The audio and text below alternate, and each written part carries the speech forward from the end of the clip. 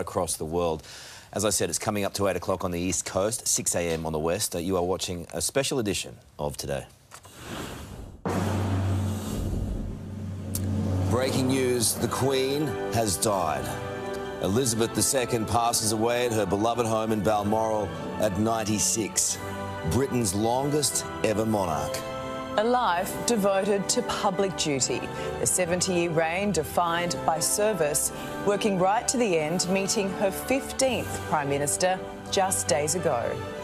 Charles declared king. Camilla named Queen Consort as the second Elizabethan era ends. King Charles III issuing an emotional statement moments ago.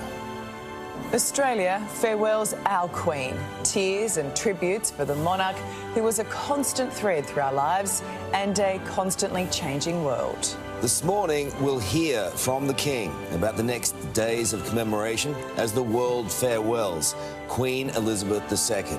Today, Friday, the 9th of September, 2022. That my whole life, whether it be long or short, shall be devoted to your service. I did but see her passing by, and yet I loved her till I died. Better days will return.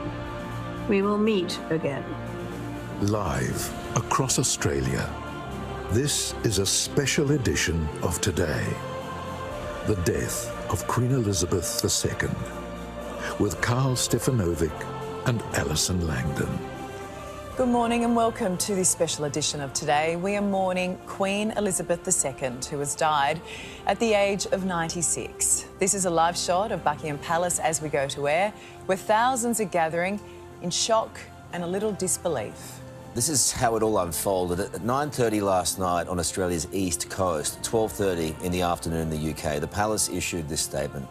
Following further evaluation this morning, the Queen's doctors are concerned for Her Majesty's health and have recommended she remain under medical supervision.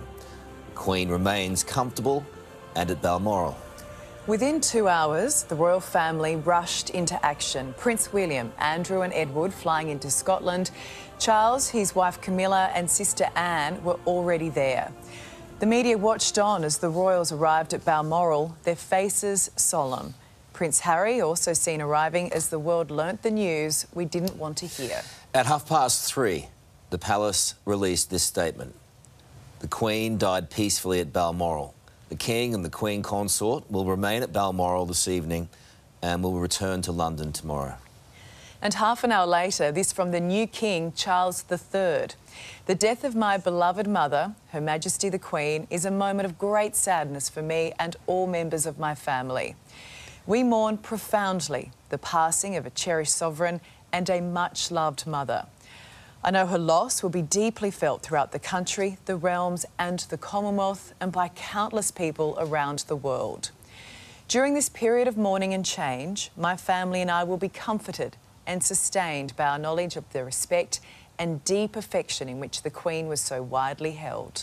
It was, of course, only on Tuesday that we saw the Queen greeting the new British Prime Minister at Balmoral. And 3 days later, Liz Truss spoke of her shock at the Queen's passing. The death of Her Majesty the Queen is a huge shock to the nation and to the world. Queen Elizabeth II was the rock on which modern Britain was built. Our country has grown and flourished under her reign.